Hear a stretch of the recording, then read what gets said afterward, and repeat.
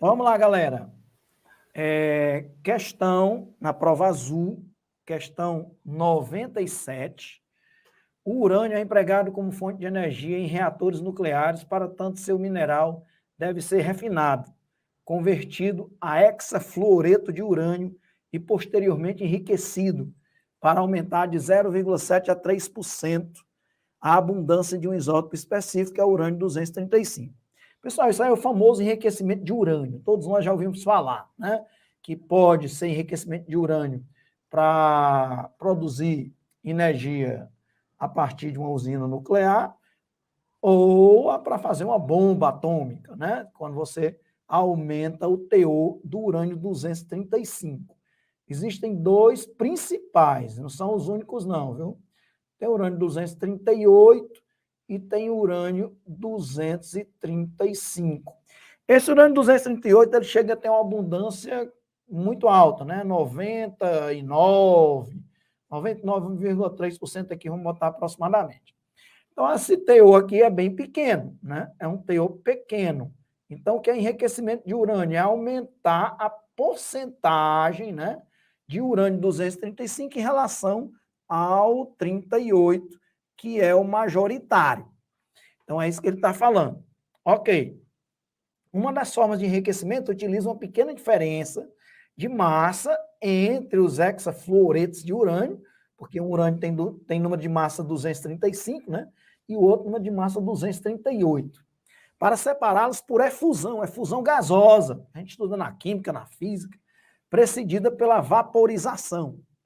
Esses vapores devem fundir repetidamente milhares de vezes, através de barreiras porosas, formadas por telas com grande número de pequenos orifícios. Então, ele está dizendo aí um dos métodos de enriquecimento do urânio.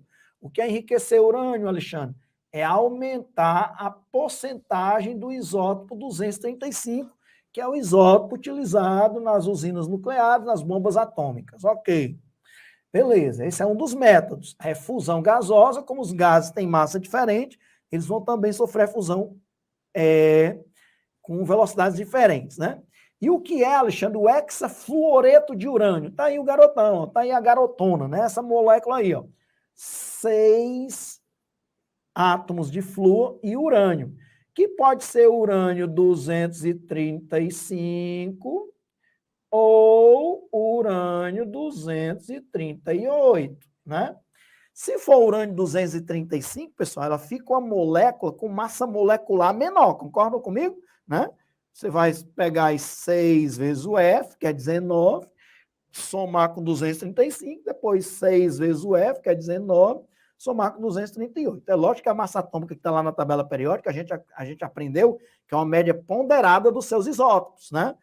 Tá bom? Uma média ponderada com a massa atômica de cada isótopo e a porcentagem de abundância dele na natureza. Ok. Aqui a gente estaria calculando a massa atômica de uma molécula com um isótopo 235, outra com isótopo 238. Ok.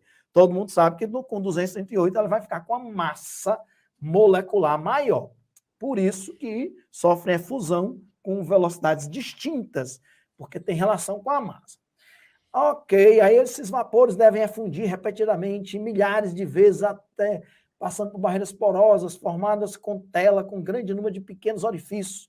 No entanto, devido à complexidade e à grande quantidade de energia envolvida, cientistas e engenheiros continuam a pesquisar procedimentos alternativos para o enriquecimento de urânio. Está lá no livro do Peter Atkins, um dos livros que a gente usa aí na preparação ITAIME. Esse texto aí foi baseado nisso. Considerando a diferença de massa que eu já mencionei, ó, porque o isótopo pode ser o de número de massa 235 ou 238. Entre os dois isótopos, que tipo de procedimento alternativo, além da efusão? Efusão é o que ele citou nesse texto. Além da efusão, qual outro que você poderia usar com tal finalidade? Pessoal, depois que o urânio reage com esses fluoretos, né? E eles colocam para reagir com o flúor, porque o flúor é um dos elementos mais eletronegativos da tabela periódica e, portanto, mais reativos da tabela periódica, né? Isso não é à toa, por isso que forma essa molécula com urânio.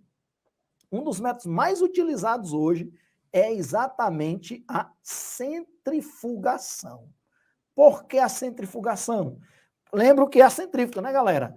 Acelera jogando aquelas, no caso aí, as moléculas de massa molecular maior mais para trás, né? A força centrífuga vai ser maior, depende aí da massa. Então, essa centrifugação dessas moléculas com urânio 235 e 238 vai resultar na separação. Isso é feito, logicamente, diversas vezes para que você vá enriquecendo o urânio até um uso pacífico, que seja, por exemplo, uma usina nuclear.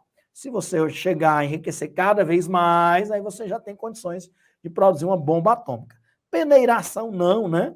Peneiração não. Na verdade, a gente usa centrifugação quando a gente quer acelerar uma peneiração, né? É um método, uma filtração que é muito lenta, você centrifuga. Tem a filtração simples e tem a centrifugação, que acelera. Extração por solvente, são moléculas iguais, pessoal. Solvente que dissolvesse um ia dissolver os outros. Destilação fracionada. Destilação fracionada é para misturar 2 ou mais líquidos com pontos de ebulição diferentes. Líquidos, 2 ou mais líquidos, aí tem uma substância só, uma molécula só, né? Separação magnética, o urânio formando uma molécula não é mais um átomo de urânio ou um metal de urânio, para você usar separação magnética. Então, sem dúvida, é a centrifugação. Você pode dar uma olhada aí se quiser enriquecer esse tema, né? Enriquecimento de urânio, enriquecer esses conhecimentos. Dê uma pesquisa aí nessa centrifugação do hexafluoreto de urânio para aumentar o teor de urânio 235, que é o isótopo utilizado, por exemplo, lá na fissão nuclear, né? Quebrar um urânio maior em urânios menor, em átomos menores, desculpem, né? Liberando uma grande quantidade de energia, ou na usina nuclear, ou na bomba atômica. Então, questão relativamente fácil. Algum aluno poderia confundir com peneiração, né? Mas são moléculas praticamente iguais, com o mesmo tamanho, com o mesmo volume, não ia dar certo uma peneiração. Então, item B de bola a 97. Eu pego o embalo, que são questões rápidas. Alexandre. Diga, meu filho. Diga, Renato. É Ricardo. Ricardo. Cara, eu moro aqui perto de Santa Quitéria, e Santa Quitéria é a maior jazida de urânio do Brasil. Aí a pergunta da população local é a seguinte: se tem algum risco de morar próximo a uma mina de urânio? Ou se o urânio mineral ele é totalmente inofensivo? Certo. Meu amigo, o urânio, uma das características da radioatividade é que ela é uma característica do núcleo do átomo. Então, mesmo que o átomo de urânio forme um sal, como lá o sal do Becquerel, a famosa raio-x da mão dele, né? Ou forme uma molécula, ele continua com as suas mesmas propriedades. Nenhum fenômeno externo muda o núcleo do átomo. Então, é perigoso sim. É perigoso sim, porque mesmo que esteja formando sais ou óxidos, é o urânio, é o núcleo do urânio que está lá. Quem reagiu para formar ligações iônicas ou covalentes são os elétrons da eletrosfera. E a radioatividade é um fenômeno exclusivamente nuclear. Quando eu começo o meu modo de radioatividade, eu digo, olha, nem temperatura, nem pressão, nem reagir para formar compostos altera a radioatividade.